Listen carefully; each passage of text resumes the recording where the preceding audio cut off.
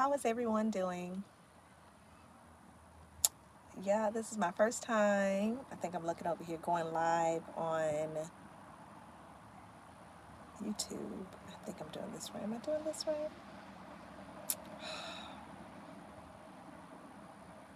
Yeah. Okay.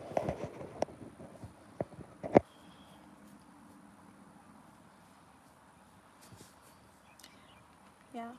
I've never gone live on YouTube before. But I'm going to jump right in simply because, as you know, there aren't very many subscribers here. So I'm going to put the message out there.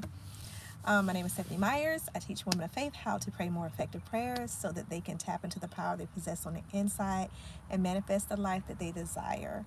If that's something that you are interested in, then please hit the like button and don't forget to subscribe to become a part of our family.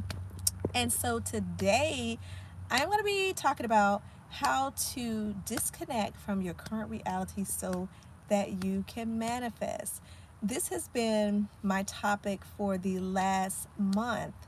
Every time I get on here, I'm either doing shorts or I'm doing videos to encourage you to not simply ignore your current reality in the sense of the word ignore. Of course, we know that things are going on. We know that there are things that we have to attend to. But this video is more or less how to not let those things affect you to the point that you're no longer creating your desired reality, but you're actually creating a reality that you don't want to experience in your near future. I often say that not only do thoughts become things, thoughts become feelings that in turn become things. Because whatever you think on the most, let's just think about if you're thinking on something bad, a lot of times you attract bad, negative energies, negative situations into your life.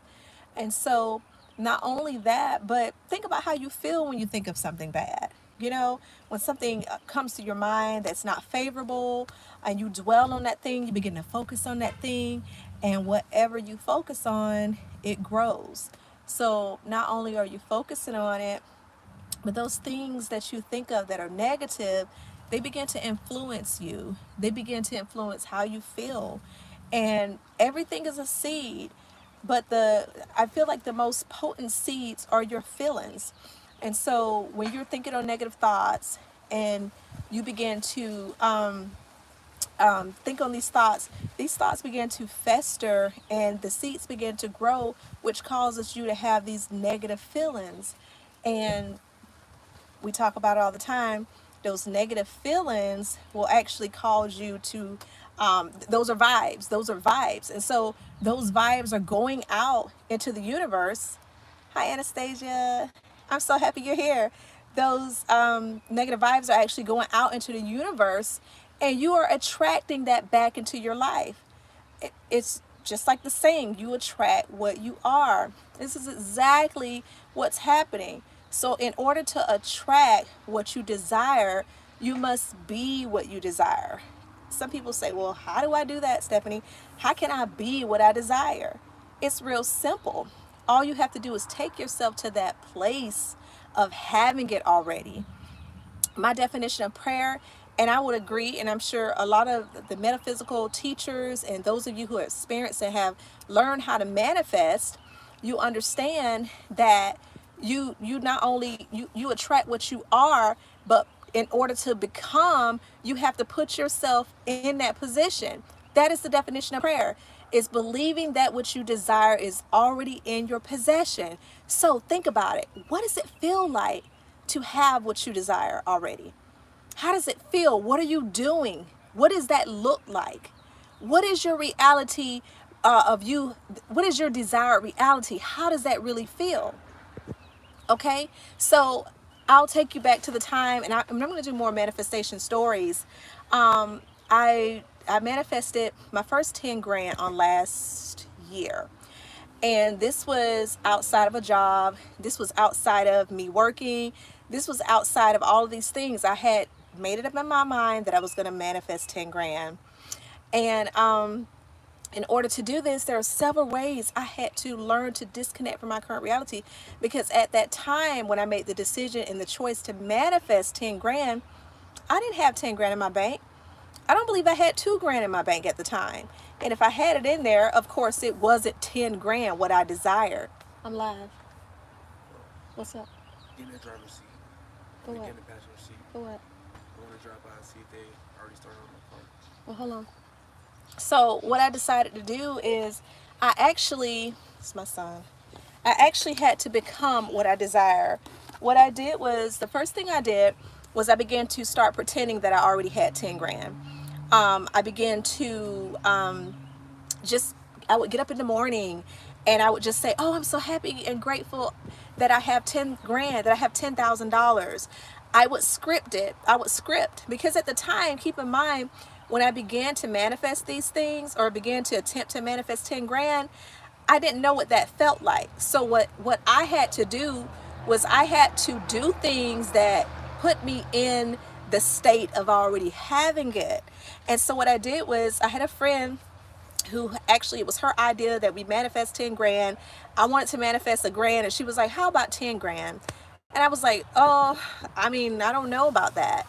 But we started, matter of fact, let me back up, because we started this in 2019 is when we started this, make the decision. It was the end of 2019, early 2020. And so we made a decision that we're going to manifest 10 grand. So at that point, I really wasn't there. So I had to practice and, utilize exercises like scripting. And if you look at some of my other videos, I'll go into scripting. I had to script. I had to speak affirmations. I'm a worshiper, and I believe in praising God, and I believe in, giving him praise in advance. Like he says, when the praises go up, the blessings come down. So I would literally turn on like praise music, and I would begin to thank him for it already being done. And it got to a point, or after around 3 months or so, I began to believe that which I desired was in my possession. I no longer had any doubt. So every morning I felt like I had $10,000. When my bills weren't being, when my bills were piling up and I needed to pay those bills, I had actually went to Amazon and purchased artificial money, prop movie money. And I would take that prop movie money and I would lay it on each one of my bills as if I was paying my bills with that money. So I had bought $10,000, and until this day, I still purchase this money, and I still carry this with me on a day-to-day basis. And so what I would do is I would take each one of my bills and I would lay out, if I had a $300 light bill, I would lay out $300 as if I had 10 grand already in my possession. I never looked at my situation for what it was. And this is the importance of disconnecting from your current reality. You're not looking at what you see. Your focus is on what you desire. Nothing else matters. Nothing else exists. Because guess what? I've heard people say all the time that everything is mental. Meaning, the only reality is what you're conscious of. I'll say that again. The only real true reality is what you're conscious or what you're aware of. So if you choose to ignore your current reality of not having, your current reality of lack, your current reality of possibly not being in possession of something, and instead you begin to imagine and focus and take time to meditate and visualize yourself in that desired state of having, what comes along with that meditation and that visualization and the scripting, whatever you choose to do, affirmations, it comes with a feeling of being in the state of having it already. And remember, that's what prayer is. Prayer is believing that which you desire is already in your possession. You already have it. So therefore, you walk like you have it. You talk like you have it. You act like you have it. Your conversation is no longer of lack. Your conversation is now of abundance. So now you're not looking at what you don't have, because guess what? If you continue to look at what you don't have, remember we talked about it, you begin to feel as though you don't have, you begin to attract situations that will continue to perpetuate you not having. So the whole idea to disconnect from your current reality is find ways that you can focus on the new desired reality and don't focus on the things that's not going right. Okay? It doesn't mean that you don't have to give those things some attention, because we are in this 3D dimension.